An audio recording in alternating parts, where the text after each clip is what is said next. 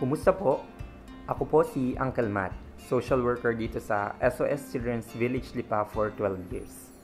Dito sa SOS, ang trabaho ng mga social workers ay gabayan at subaybayan ang paglaki ng mga bata. Inaalam namin ang mga developmental needs ng bawat isa at tinutulungan silang punan ito. Sa 12 years ko dito sa SOS, may 51 na bata na ang aking nagabayan at 25 dito ay may mga sarili ng buhay sa labas ng SOS. Bilang isang social worker, kasama sa trabaho ko na maging taong mapapagkatiwalaan ng mga bata. Parang kaibigan, masasabihan nila ng mga problema nila at mabibigyan sila ng tamang gabay. Pinaka-fulfilling sa akin ang makita ang mga bata na lumaking masaya at may confidence na harapin ang kinabukasan nila. Kaya kahit mahirap minsan, tulong-tulong tayo dito sa SOS na ibalik ang ngiti sa buhay ng mga bata.